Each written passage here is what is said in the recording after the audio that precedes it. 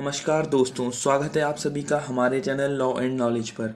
मेरा नाम है मोनिश और हम आज बात करेंगे इंडियन कॉन्ट्रैक्ट एक्ट 1872 यानी भारतीय संविदा अधिनियम 1872 के शुरुआती सेक्शंस की।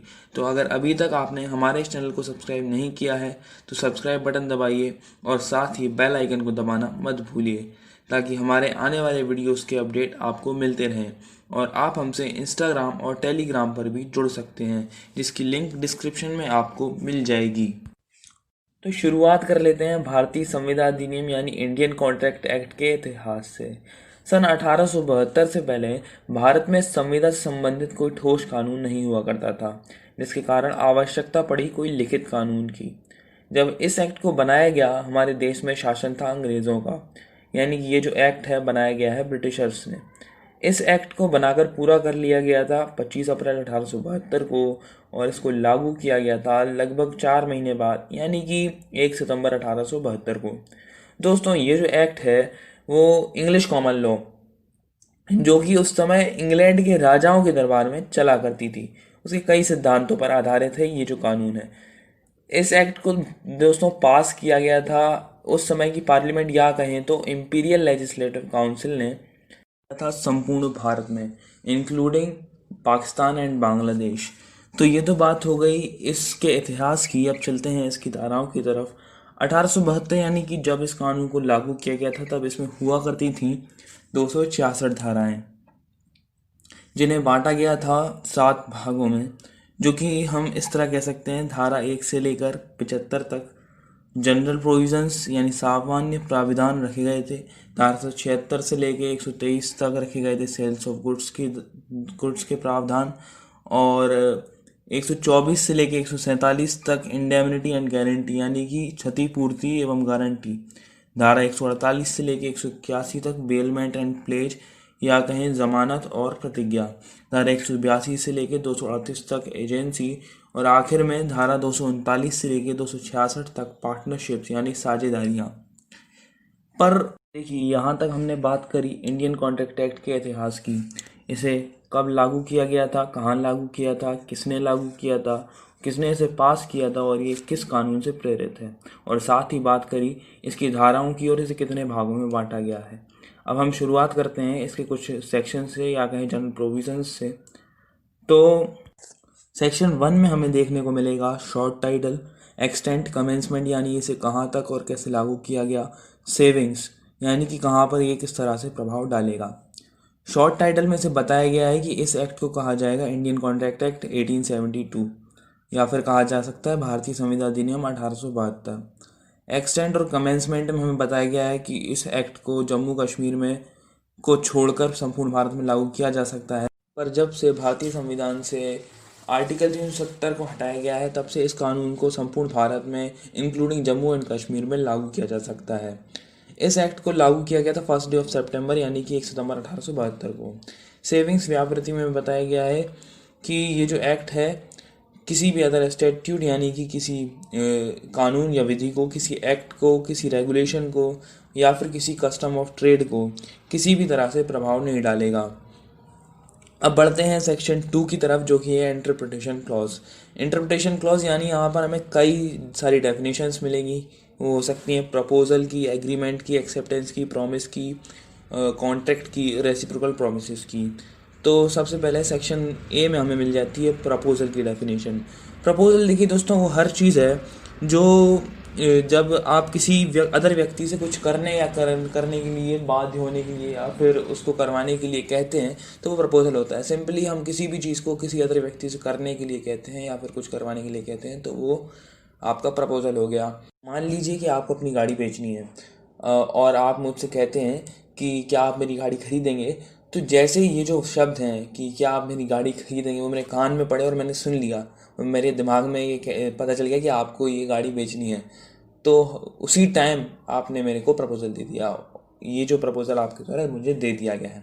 अब देखिए, प्रपोजल जो है ना कई तरीके से दिया जा सकता है। ज़रूरी नहीं है कि आप सिर्फ फेस टू फेस दें, प्रपोज़ल आप किसी भी तरीके से दे सकते हैं, चाहे आप मैसेज करें या फिर किसी भी अदर उस पर मैसेज करें या मेल करें या पोस्ट से डाक से भेज दें या फिर लास्ट में चाहे फेस टू फेस भेज दें। और हाँ, और ये भी तरीके हैं कि आप टीवी पर एडवर्टाइजमेंट दे दें, पेपर में एडवर्टाइजमेंट दे दें, मैगज़ीन में एडवर्टाइजमेंट दे दें। तो ये सब भी प्रपोज़ल के तरीके हैं, है ना। और जैसे हमने कई बार पढ़ा होगा कि प्रॉपर्टी फॉर सेल, ये सब प्रपोज़ल दिए जाते हैं, और जिन जिन लोगों ने ये पढ़ा उन सबको ये प्रपोज़ल हो गया। मेन बात लास्ट में ये है कि प्रपोज़ल की कंपल्सरी चीज़ ये है कि आप प्रपोज़ल दे रहे हैं, जैसे ही सामने वाले ने पढ़ा, लिखा, सुना, देखा, कुछ भी तरीके से करा, तो वो उसको प्रपोज़ल मिल गया, ये माना जाएगा, है ना। आगे चलें सेक्शन 2B में, तो यहाँ पर हमें बताया गया है कि एक्सेप्टेंस क्या है और प्रॉमिस क्या है। तो देखिए, जैसे ही आपने मुझसे कहा, मैंने सुन लिया कि आपको गाड़ी बेचना है, और मैंने जैसे ही कहा कि हाँ मैं ख़रीद लूँगा, मैंने उसके लिए हामी भरी किसी भी उस चीज़ को करने के लिए जो सामने वाले ने करने को कहा है, तो वो चीज़ प्रपोज़ल एक्सेप्ट हो गया।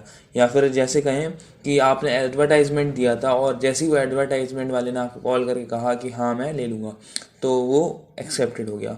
और जैसे ही प्रपोज़ल एक्सेप्ट कर लिया जाता है, वो बन जाता है प्रॉमिस। उन दोनों के बीच में वचन, अब आप उसने सामने वाले ने वचन कर लिया है, प्रॉमिस कर लिया है कि वो आपकी गाड़ी खरीदेगा।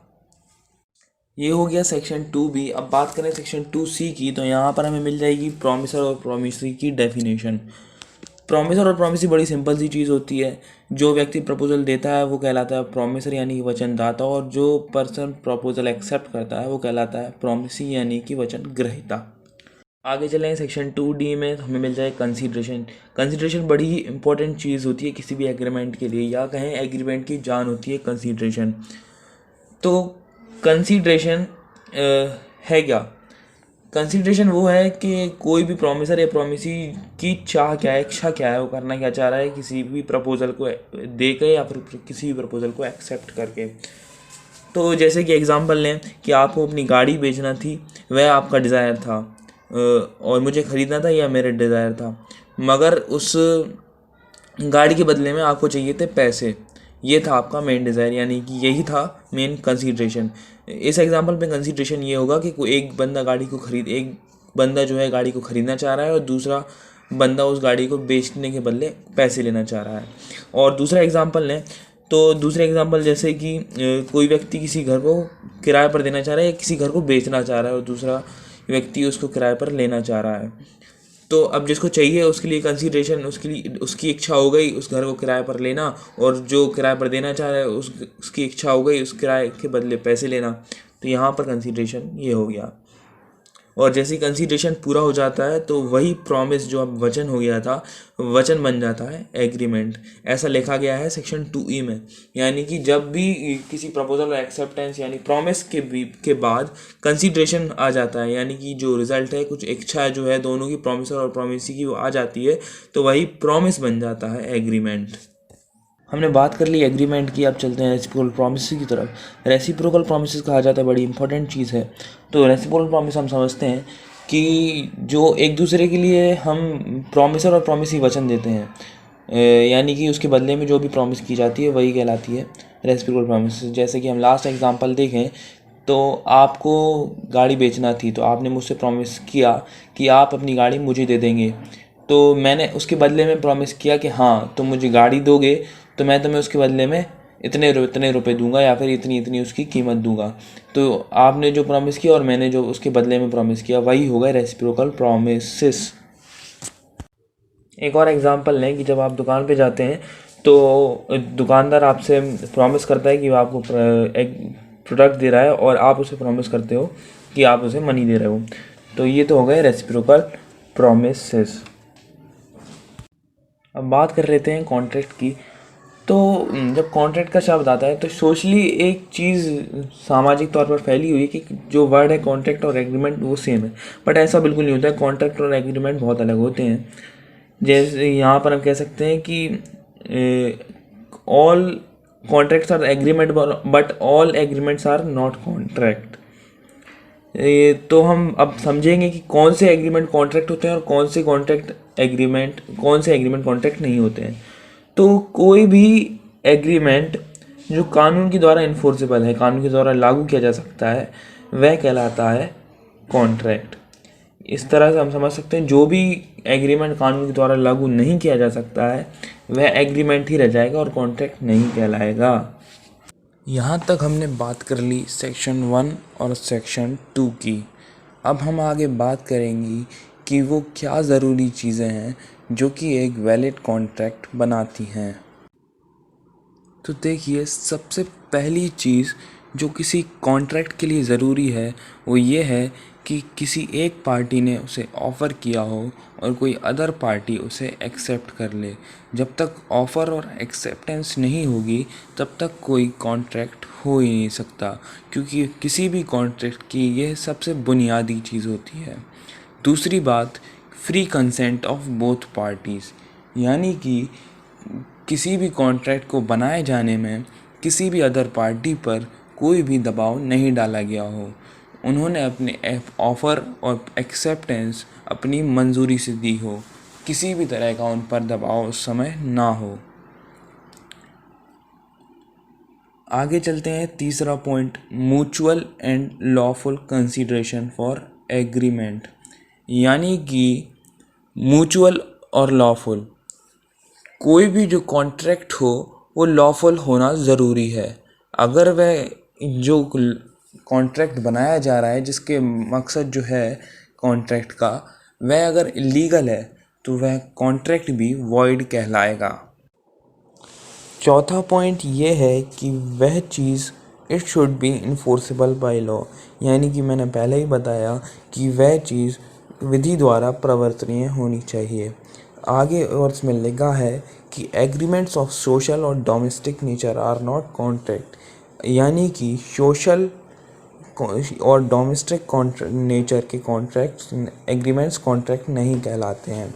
अब ये सोशल एग्रीमेंट क्या होता है, तो देखिए, साधारण सा इसका एग्जांपल है कि आपने अपने बच्चे से कहा कि बेटा अगर तुम 80% से ऊपर लाओगे तो मैं तुम्हें यह उपहार दूंगा या कुछ गिफ्ट दूंगा। तो अब उस बच्चे के आ भी जाते हैं 80% से ऊपर, मगर अब आप कह देते हैं कि मैं तो ऐसे ही कहा था, मैंने थोड़ी तुम्हें देने कहा था। तो अब उस चीज़ के लिए वह बच्चा कोर्ट तो नहीं जा सकता। तो यह इस तरीके की जो बातें होती हैं वह कहलाती हैं सोशल एग्रीमेंट्स, और वह एग्रीमेंट्स कॉन्ट्रैक्ट नहीं कहलाते हैं। आगे पांचवा point, party should be competent to contract, यानी कि जो पार्टीज कॉन्ट्रैक्ट कर रही होती हैं वह उस कॉन्ट्रैक्ट को पूरा करने के भी काबिल हों। यानी कि आप मुझे गाड़ी बेच रहे थे मगर आपके पास गाड़ी है ही नहीं, तो आप उस कॉन्ट्रैक्ट के लिए नॉन कॉम्पिटेंट हैं और वह कॉन्ट्रैक्ट वॉइड कहलाएगा और वो किसी काम का नहीं कहलाएगा। छठा point, object should be lawful, यानी कि जो भी ऑब्जेक्ट है, यानी कि जो ध्येय है, जो कॉन्ट्रैक्ट जिसके लिए हो रहा है वह लीगल होना चाहिए। आगे सातवां point, certainty and possibility of performance, और जो भी ऑब्जेक्ट हमारा है उसके पूरा होने के भी चांसेस होना चाहिए, कि हमें ऐसा कॉन्ट्रैक्ट भी नहीं होना चाहिए कि जो जिसके पूरा होने के कोई चांसेस ही नहीं है। कि अब ये है कि मैंने आपसे कह दिया कि जब मुझे लॉटरी लग जाएगी तब मैं आपको इतने पैसे दे दूँगा, मगर अब मैं उस लॉटरी को ख़रीदूँ ही नहीं, और लॉटरी के भी थोड़ी कोई चांसेस होते हैं कि मुझे लग रही है या नहीं लग रही। तो इस चीज़ के लिए मैं इसकी सर्टेनिटी और पॉसिबिलिटी है ही नहीं। आगे, contract should not have been declared as void under contract act और एनी अदर लॉ, यानी कि जो हम कॉन्ट्रैक्ट कर रहे हैं, जिसके बारे में कॉन्ट्रैक्ट कर रहे हैं, उस चीज़ को कॉन्ट्रैक्ट एक्ट या किसी अदर कानून में इलीगल या फिर मना नहीं किया गया हो उस कॉन्ट्रैक्ट के लिए। अगर उस चीज़ के लिए किसी और कानून में मना किया गया है तो वह कॉन्ट्रैक्ट भी शून्य कहलाएगा। अब आगे बात कर लेते हैं ऑर्डर ऑफ वर्ड्स की, यानी कि कब क्या होगा। ये चीज़ है, बहुत से लोग पूछते हैं बट ऐसा कुछ इसमें इम्पोर्टेंट है नहीं। पर फिर भी मैं आपको बताता हूँ कि सबसे पहले जो वर्ड आता है वो होता है प्रपोज़ल या ऑफ़र। यानी कि सबसे पहले आप किसी कॉन्ट्रैक्ट को बनाने के लिए उस चीज़ का ऑफ़र किसी अदर पार्टी को देंगे। फिर नेक्स्ट सेकंड पॉइंट आता है acceptance of proposal and it's communication. यानी कि जिस चीज़ का आपने ऑफ़र दिया उसको सामने वाली पार्टी एक्सेप्ट करेगी। उसके बाद होगी प्रॉमिस, यानी कि जब एक्सेप्ट हो जाएगा तब वह कहलाएगा प्रॉमिस। वही एग्रीमेंट बाय म्यूचुअल प्रोमिसेस। और जब एग्रीमेंट में कंसीडरेशन आ जाता है तब वह बन जाता है कॉन्ट्रैक्ट। और कॉन्ट्रैक्ट बनने के बाद उस कॉन्ट्रैक्ट को परफॉर्मेंस में लाना, यानी उस कॉन्ट्रैक्ट को पूरा करना ही हमारा ध्येय होता है।